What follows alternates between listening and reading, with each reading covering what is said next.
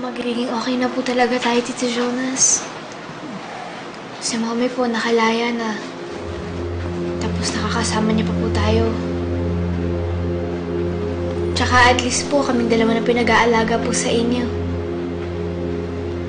Gustong-gusto nga daw po ni Mommy na umuwi na daw po kayo eh. Kaya please, magpa-opera na po kayo, Tito Jonas. Ayoko naman na mag-desisyon, Catherine.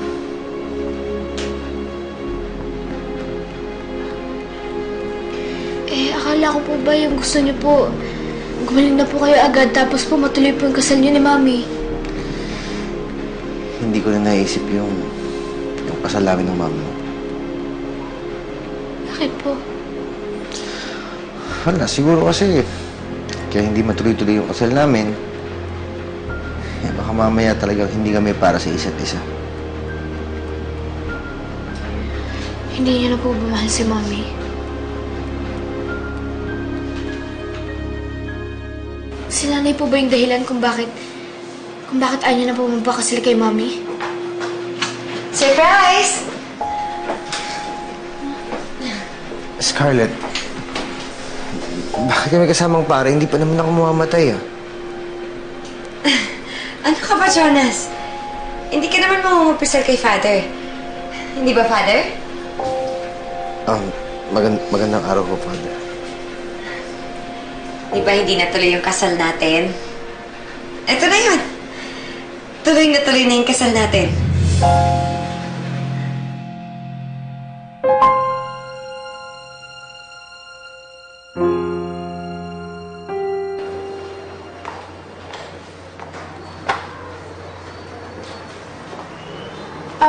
Excuse me. Kaibigan ka ni Jonas? Hindi po. Sekretary po ako ng doktor ni Sir Jonas. Okay. Papasok ka ba sa loob? Papasok ako sana, kaya lang... Kaya lang? Natatakot po kay Ma'am Scarlett. You mean, nandyan sa loob si Scarlett? Oo, may kasama siyang pare. Narinig ko parang magpapakasal sila ni Sir Jonas. Ano? Nasurpresa ka, no? Oo, Scarlett. Paano na yung kasal natin sa simbahan?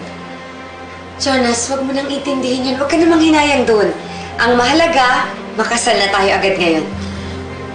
Pero Scarlett, malayo to dun sa kasal na talagang pinapangarap mo.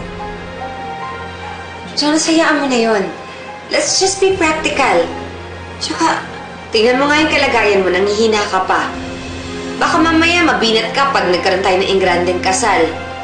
Tsaka, teka lang, ayaw mo ba akong pakasalan? Scarlett, hindi naman sa ganun. Mami, parang nagulat lang naman po si Tito Jonas. Sana naman po kasi sinabi niyo po sa kanya para nakapag-prepared po siya eh. Anak, pinag-isipan ko itong mabuti. Nasa kulungan pa lang ako.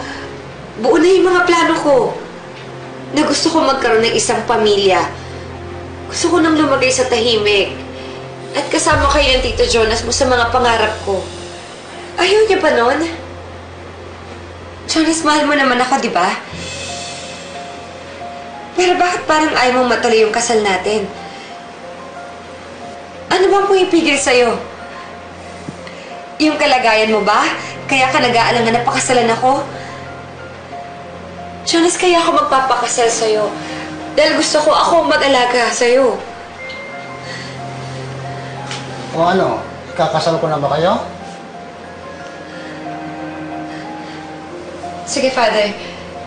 Pasensya na po kayo dahil medyo mahina lang yung katawan ni Jonas ngayon. At saka, masyado siya na-surpresa. Pero tuloy po yung kasal. Halika na, Jonas.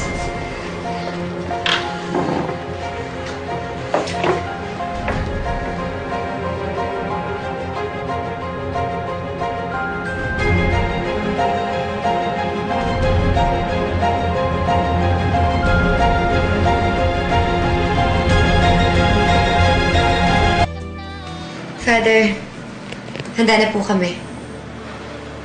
Sa ngalan ng Ama, ng Sandali Anak, lang po, Father. Catherine, Tito Jonas, please speak up. Catherine, pwede ba huwag kang makialam? Mas marunong ka pa sa amin ng Tito Jonas mo. Hindi niyo po dapat ituloy yung kasal. Mami, alam ko po kung ano pong nararamdaman ng Tito Jonas. Please, Tito, huwag ka na po magsinungaling sa sarili niyo. Please be fair to yourself and to Mommy.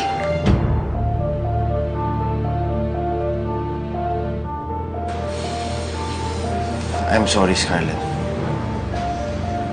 Pero nagbago na ang isip ko.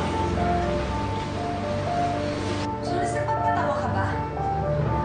Alam mo ba, sobra ako na-depress nung hindi natuloy yung kasal natin.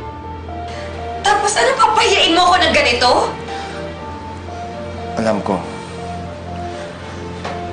Pero tama si Catherine.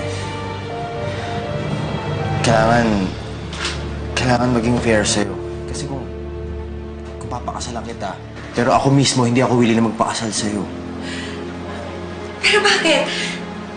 May nagawa ba ako? May mali ba sa akin? Wala. Walang pagbabago sa'yo. Ayaw ko lang kitang masaktan. Kaya mas mabuti na maging totoo ako sa nararamdaman ko sa'yo. Na hindi na kita mahal. Ang bilis naman ata magbago ng puso mo. Jonas, ano ba nangyari sa'yo? Anong nangyari sa'yo nung nasa kulungan ako? Jonas, ano magsalita ka? Sabihin mo sa akin kung bakit, ano bang nangyari? Ano? Mananahimik ka na lang ba pagkatapos mo isampal sa akin na hindi mo ako pakakasalan? Mami, tama na po. Isa ka pa? Ano bang alam mo? Nakikipagkonsyaba ka sa Tito Jonas mo? Wala ka talagang kwentang anak! Mami, ngayon ko lang din naman po nalaman eh. Kaya nga po sinap ko po yung kasal niyo, di ba? Kasi alam ko po na hindi ka po talaga niya mahal. Ano bang alam mo? Sabihin mo na sa akin kung ano bang alam mo! Scarlett, pwede ba? Huwag mo idamay si Catherine. Wala siyang kasalanan sa problema nating dalawa. So, sino dapat sisihin ko? Sino sasagot sa tanong ko? Si Father? Ha? Sino?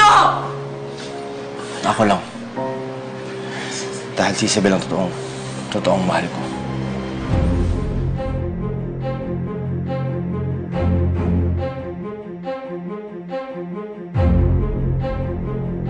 Sabi ko na nga ba eh. Ibang klase ka rin, no? Ano ba ang pinakain sa'yo ng babaeng yun? Walang kinalaman dito si Isabel. Wala siyang kasalanan. Talagang pinagtatanggol mo pa siya? Sige! Ma-inlove ka sa kanya. Tingnan natin kung saan ka dadali ng pagmamahal mo sa kanya. Scarlett, I'm sorry. Hayop ka. Sana hindi ka na gumaling sa sakit mo. Sana mabatay ka na! Magbabayad kayo. Hayop!